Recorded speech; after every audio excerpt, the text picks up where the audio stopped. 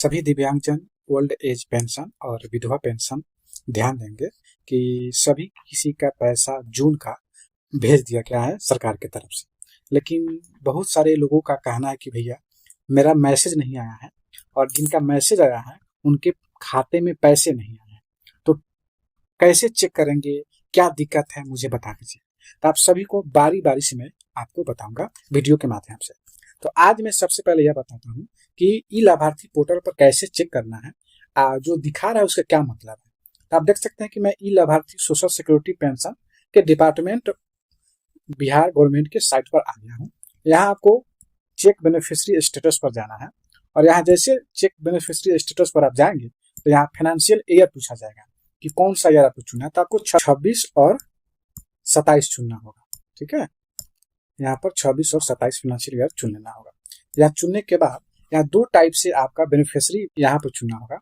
Select beneficiary, तो यहाँ पर आप चुनिएगा बेनिफिशियरी। तो यहाँ पर भी दो टाइप आएगा, एक अकाउंट नंबर और आधार नंबर। तो आप आधार या अकाउंट दोनों में से कुछ भी डालिएगा, जो आपके पास है वो चीज डालिएगा। तो मैं अपना आधार डाल लेता हूँ। उसके बाद यहाँ पर आधार नंबर डालना, यहाँ पर सर्च का ऑप्शन दिखाई देगा, तो यहाँ पर सर्च करना है। जैसे आप सर्च करेंगे तो आपके सामने अगर पुराने पेंशनधारी हैं तो उसके नीचे कुछ इस तरह का विवरण आपको शो होगा, और नए पेंशनधारी हैं तो आपको इस तरह से शो नहीं होगा। तो जो पुराने पेंशनधारी है उनको यहाँ पर किस माह से किस माह तक यहाँ पर लिखा होगा, आप ध्यान से देखिएगा। तो देखिए 1/5 से लेके 31/5 का जो पेंशन राशि है 1100 रुपए, वो मेरे अकाउंट में आ गया है। यहाँ पर अकाउंट बेस दिखाई दे रहा है। और 1/4 से 30/4 का जो पैसा है 1100 रुपया, वो भी अकाउंट बेस, इसमें आपका मेरा पैसा आ गया है। अच्छा, अब बात हुआ कि 1/5 से 31/5 का तो पेंशन आ गया है, लेकिन यह 10/11/7/2026 चल रहा है। इसका मतलब 5वां महीना का पैसा मेरे पास आ गया है और 6 मंथ का पैसा जो है 6ठा माह का पैसा नहीं आया है। और आज 11 तारीख 12 तारीख भी हो गया है। तो कैसे चेक करेंगे, क्या कोई दिक्कत है?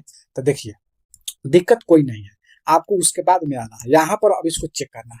यहाँ पर जैसे आपका नाम पत्र दिखा देगा, यहाँ पर यह सब चीज चेक करना है। समझने वाली बात यही है कि लाभार्थी का वर्तमान स्थिति, लाभार्थी का जीवन प्रमाणीकरण स्थिति और भुगतान की स्थिति, ठीक है, यही समझने वाला। देखिए लाभार्थी का वर्तमान की स्थिति तो ऐसा ही दिखाएगा, जिला से सत्यापन और लॉक हो चुका है।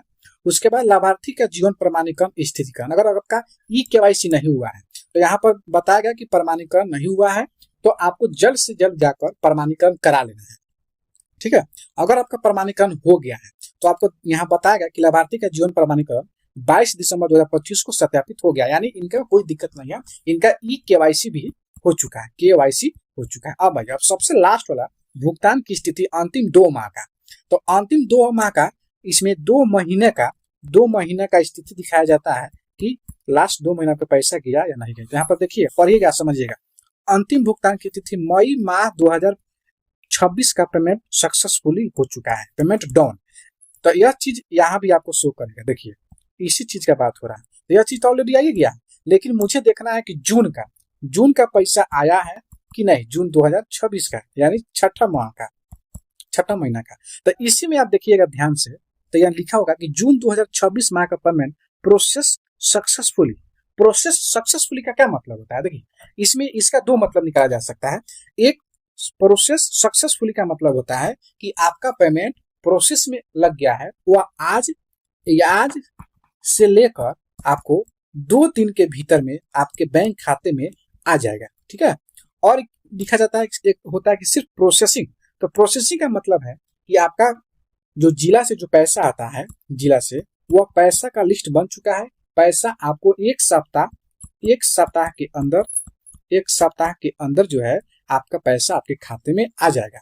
ठीक है, होता क्या है कि मैंने बात किया है तो लोग बोलते हैं कि देखिए इसमें होता क्या है कि जैसे राजधानी पटना से पैसा आवंटन होता है, तो वह आवंटन का पहले हम लोग लिस्ट बना लेते हैं, किनको पैसा भेजना है।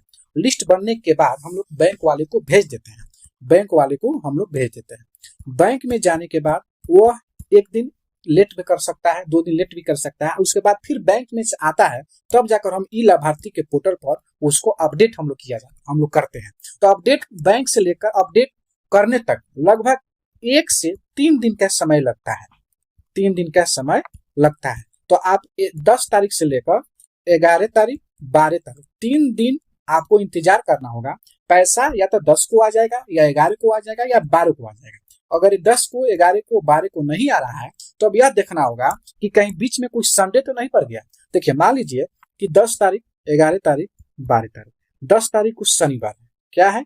शनिवार है। और फिर 11 तारीख को रविवार है, तो रविवार को और शनिवार को बैंक तो खुला बंद रहता है। हो सकता है कि कहीं शनिवार को खुला भी हो, फिर भी 11 को तो रविवार होगा और 12 को सोमवार होगा, तो आपको एक दिन और जोड़ लेना होगा। तो इसमें 13 और 14 यानी 2 दिन आपको 14 तारीख तक आने की संभावना है। अगर रविवार शनिवार बीच में नहीं पड़ता है तो 10 तारीख, 11 तारीख और 12 तारीख के बीच में आपका पैसा आपके खाते में आ जाना चाहिए। अगर सब कुछ ठीक है तो ठीक है, इसमें घबराने की कोई आवश्यकता नहीं है, आपको इधर उधर छटपटाने की कोई आवश्यकता नहीं है। 10 तारीख से लेकर आपको 15 तारीख के बीच में पैसा आपके खाते में क्रेडिट हो जाएगा। अगर इस तरह का मैसेज आपको दिखा रहा है, शो हो रहा है तो। अगर इस तरह का मैसेज शो नहीं कर रहा है तो मुझे स्क्रीनशॉट भेजिएगा, मैं उस पर वीडियो बना दूंगा कि इसमें क्या दिक्कत है और क्यों नहीं पैसा आ रहा है। तो आज के लिए इतना ही रखते हैं। जय हिंद, जय भारत, जय दिव्यांग साथियों।